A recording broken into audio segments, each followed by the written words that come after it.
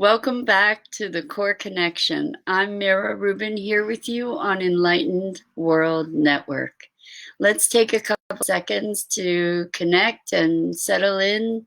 Take a deep breath in through your nose. Hold it for a few seconds and imagine all these wonderful molecules of energy just moving through your lungs and out into your bloodstream in your body, and then exhale any tension with that, any obstructions, and then take another deep breath in. Hold it. Feel your neck and your shoulders, feel your jaw, feel your back, and exhale any tension. And let's press our palms gently together. Rub your fingers softly against your palms. Feel your fingertips, feel your palms, and bring yourself present to being in your body right here, right now. So today I thought it would be awesome to talk about inspiration. We've been talking about inspiration and connecting to our inner voice and having that be the pure expression of our soul out in the world and in our awareness. And some years ago, prior to the start of my channeled writing, good morning, everybody. Hi, Gabby Forrester, welcome. And hi, Dido, I'm so glad you're here. What we're talking about today is inspiration. And back in 2009, I took a workshop in accessing divine wisdom. It was Accessing Divine Wisdom writing workshop, and it started me on doing channeled writing. And I found my notes from this course that I took, this workshop, and I thought I'd share them because it was really, really cool. And I want to encourage you to try it out for yourself because it's a really neat thing to check out. And welcome, Sue. Thank you so much for being here. So what I'm going to do is just read this. It's the first, or it is the spark that resulted in all this channeled writing that is now getting compiled, transcribed, and that we're going to publish. I believe we're going to publish it through Enlightened World Network, which is pretty exciting. So here goes. The workshop was called the Accessing Divine Wisdom Writing Workshop. And I asked for, I guess what we were meant to do is to ask questions. And that's really the way that I moved forward with the channeled writing, is I would start with a question and I would just listen and write what comes. So the first question that I asked, it's not so much a how-to, because the how-to is just tuning in. It's what came out of it. But one piece of advice or connection from God, that's what I asked for. And here's what came out. Let go. Let go of the limitations imposed by belief and conviction in what is right and what is real. Let go of what you think you know. Let go of the you that knows it. See nothing more than what's there to be seen, without the overlay and filters of your history and circumstance. Breathe new and, breathe new air, new breaths, new life from moment to moment. And how am I to do that? The I that you are cannot do that. Lose the I and start to see. You don't really mean to lose the I because it was EYE. No, metaphorically, lose the interpretation that happens when the eyes meet the interpretive mechanism that is the brain that links you in the physical experience and history of your body as a function of time and space. But if you see beyond seeing, see beyond the appearance, look for the light rather than the substance, look for the movement rather than what's static, then you will begin to see. Then the world will present itself as new with every moment. Then will things, circumstances, interactions, connections become clear. And that was the passage. I'm going to check the messages now, see who's here. Ivana Gertzman, welcome. So glad to have you. New breath from Sammamish, Washington. Wonderful. Glad to have you here from Sammamish. And Gabby Forrester from Western Australia. Wow. This is an international gathering today. What a treat. That's awesome. So that passage is timeless information, and it ties in so much with the conversations that I've been having with you about identity and perception. And I believe that in this moment, we really get to look more deeply at what's real and what we project into the world and how that impacts our experience. But I'm going to go a little further with this, because the second one was to take a specific issue you want advice on. So this is a how-to part, and ask, what is the secret? Is it okay for me to know yet? And so that's what I asked. The secret is the unveiling. The fear prohibits access. So just to reiterate, the advice was for this course, take a specific issue you want advice on and ask. And what I asked was, what is the secret? Is it okay for me to know yet? And the secret is the unveiling. The fear prohibits access. So then I asked, fear of what?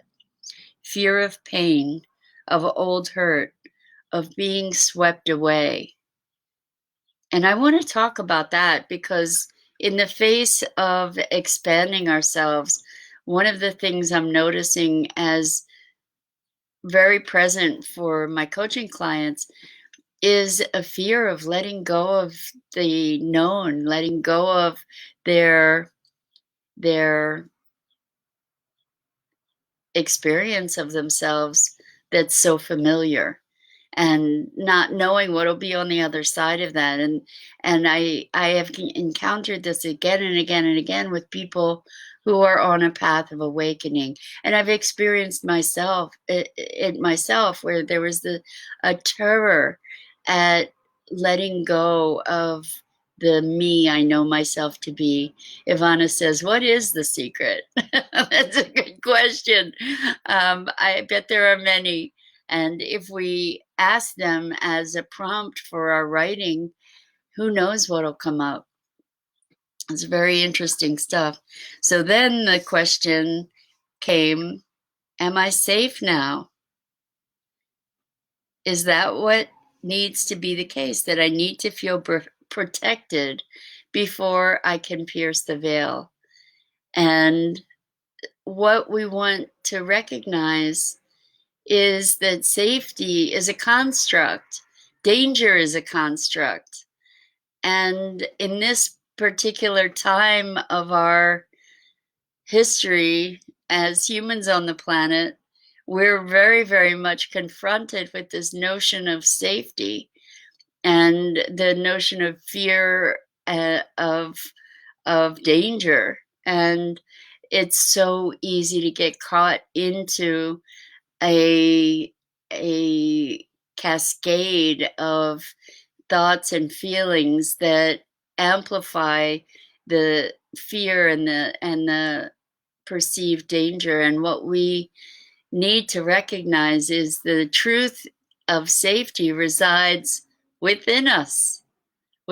So that's what we need to cultivate is our sense of connection to something greater than ourselves, to cultivating a trust in the perfection of things, to allow ourselves to work from the assumption that everything is exactly perfect to to fulfill what I came here to fulfill, that I create this, that it all serves me.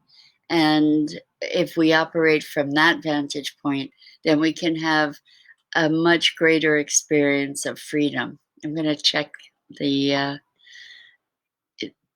comments here. Are we ever safe? What does that actually mean?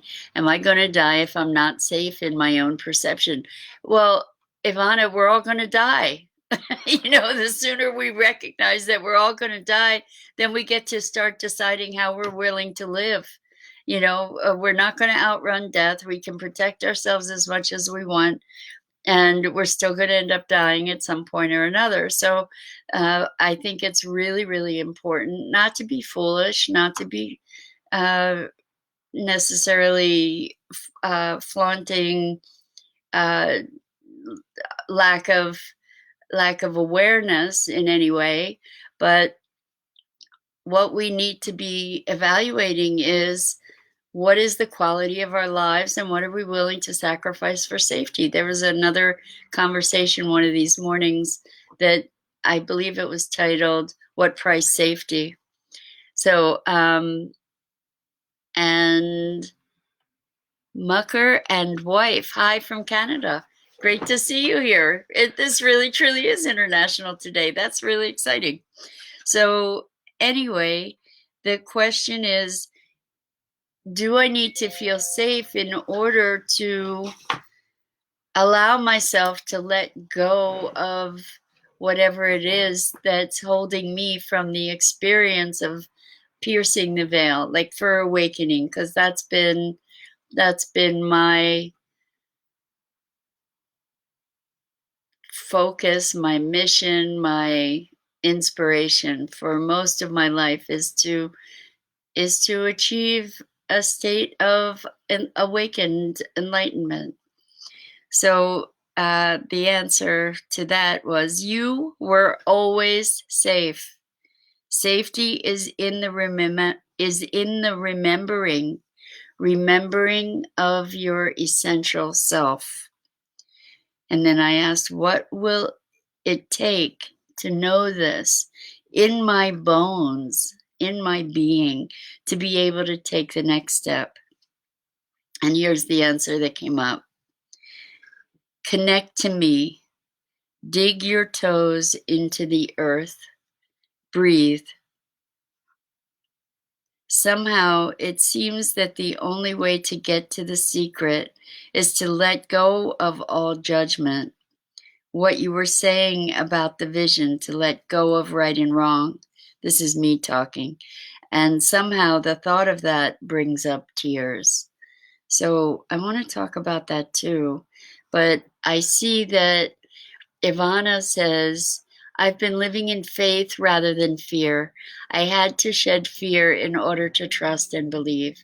And I think that that's really true. When we talk about how to overcome the fear and the conversation of frenzy that is in our current environment, cultivating the faith that it's perfect as it is, that I or spirit has generated this in perfection for fulfillment of what I came here to do and for my experience, then it gives you a richer sense of safety and trust. And we're here for experience, for sure.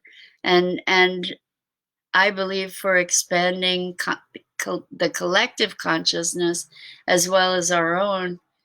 And when we operate from the question, what's available, what are the opportunities, what's opening, those questions engender expansion and greater optimism versus questions like, how can I protect myself? Because what's that doing? It's amplifying fear. And what we put our attention on is what's going to magnify. So I want to talk about the fact that this letting go of right and wrong, letting go of fear and protection or danger and safety, letting go of these ideas when I was confronting them really brought tears up for me. And the tears were, I believe, related to the not knowing of what's on the other side of letting go of all our judgments that we believe to be true. What happens when we allow ourselves to shed our our opinions and our distinctions and our beliefs? The fear is that we won't know who we are, or we won't know how to operate in the world, or the fear is that we will disappear. And it's interesting because this has come up in sessions with my clients lately, like a terror at letting go of the self that we know ourselves to be, because we don't know what's going to be on the other side of that. And the interesting thing is, I do this process that I've developed called called Core Connection, and it elicits from the people that I work from their other than conscious symbolism that unlocks the keys to all these things with people. So in working with one client who had this terror around letting go, and also a deep desire for that, in the beginning of the session they were terrorized. In the end of the session it was like, oh, it was like no big deal, relaxing, no problem, here I am, no fear. And allowing these parts, these things, aspects of ourselves that we've identified with, allowing them to just sort of fall away with grace. And in the process of letting them fall away with grace, what happens is that we have a greater expansion and a greater ability to express the true self that's really there. It's such an irony, but I have experienced it myself, this terror of, oh my gosh, this is going to be monumental. And I guess coming from the expectation that the transformation itself is going to be traumatic, when in fact it is, it's really graceful and easy as we just allow the grip to relax. And I mean, just the experience of the grip versus the open hand is such a profound difference, and a wonderful metaphor for what the opening is to our greater selves. So I'm just going to check over here to see, or somehow someone, let's see, Ivana says also the fear that we won't matter anymore. And I agree that that's probably one of the fears, that we'll be irrelevant, will disappear. But I think what does happen is that most things don't matter anymore. Like what matters matters, and so much of what we believe matters doesn't, and the importance of that falls away through this process of opening and expanding. So I'm going to just read a little bit further. So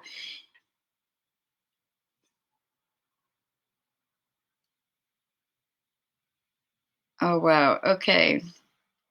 I'm actually not going to read further because it's not really talking about the expansion.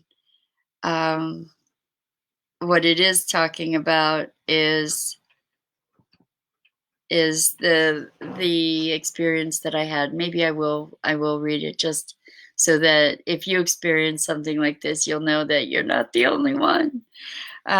Okay, so, and somehow the thought of letting go of right and wrong brought up tears. Is there a way to allow without that judgment, without the reactivity?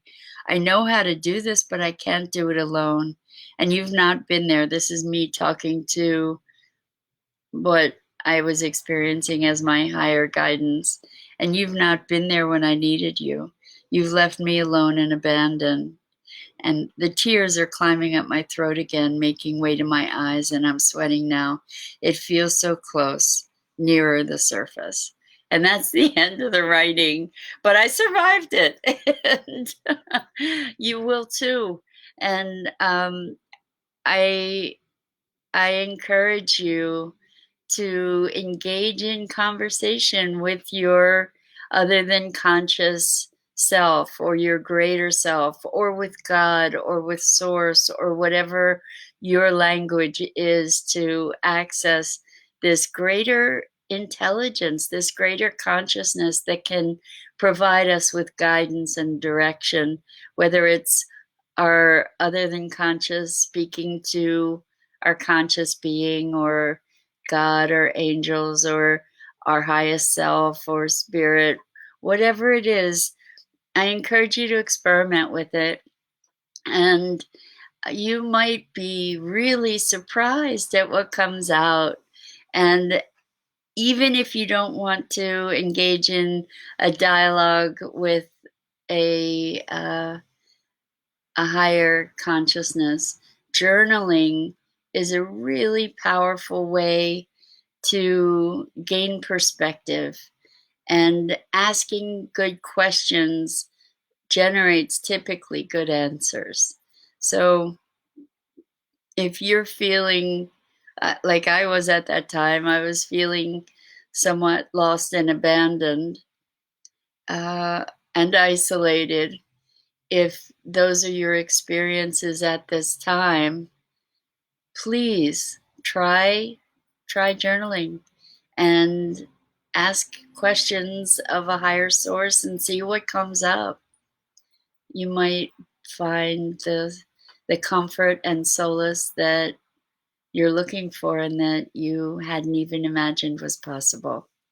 Ivana, you're so welcome. I was trying to talk and read at the same time.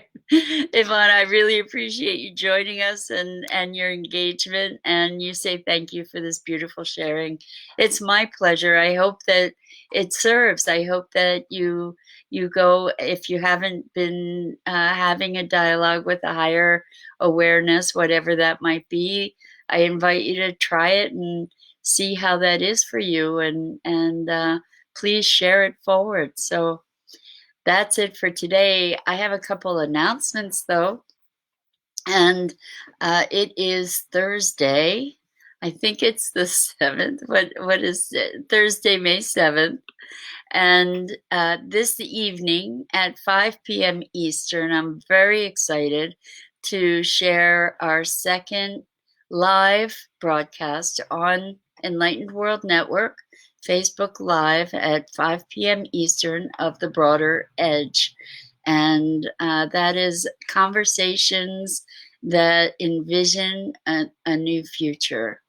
And it's going to be really wonderful with myself and 3 other extraordinary women, Terry Angel, Sheila Cash, and Elizabeth Williams. And it's going to be a dynamic conversation. Today's topic is finding your tribe.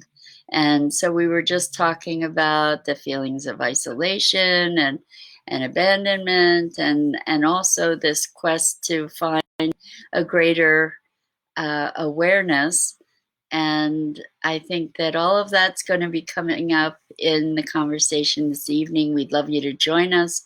And we'd love you to be engaged with us too, because we're going to be streaming live on Facebook and YouTube and Periscope. And we have the ability to be responding to all of your comments and involve you in our conversation, which is going to, I'm sure it'll be provocative and inspiring. So I hope you'll join us for that. And another announcement is that I have a podcast called Sustainability Now. Our website is sustainabilitynow.global. And we have a Facebook page that is Sustainability Now. And there's also a public Facebook group called Sustainability Now Summit. And we, on Thursday nights, have a movie hangout for people from all over the world. Again, it's a global audience to come together, watch a movie, and have meaningful conversation afterwards, and also just really connect with people that are very focused on and committed to stewardship of the planet and each other, moving into sustainable directions. So tonight's movie is Food Inc., and it talks about the industrial food machine and how our food system is currently run. And it's really eye-opening and important information, especially in these times when we're starting to see disruption of the food supply as a result of COVID. And we get to be more aware of how our food is produced and what the consequences of that production structure, what the consequences are on our health, on the welfare of these animals that are being produced, of the welfare of the planet. And I invite you to come and join us for that. So that the way that you're going to be able to access that is by personally messaging from Sustainability Now. You can message me, Mira Rubin, or message Scott Bille, spelled Scott. His last name is spelled Bille, not IE. And we can provide you with the link. We made the mistake one week of publishing the link on social media, and we got Zoom bombed. So now we're doing it a little bit more discreetly. And you can also sign up for our email list through our website, and that will give you notifications of our hangouts. But they're every Thursday night at 7 p.m. Eastern. And I invite you to join us, and not only for the movie, but join us in taking action to ensure a strong direction going forward, particularly out of COVID, that is conscious of how we engage with our food, our planet, and each other. So that wraps up for today. I thank you so much for being with me here. Deep love, great compassion for you, and I hope you'll be back tomorrow.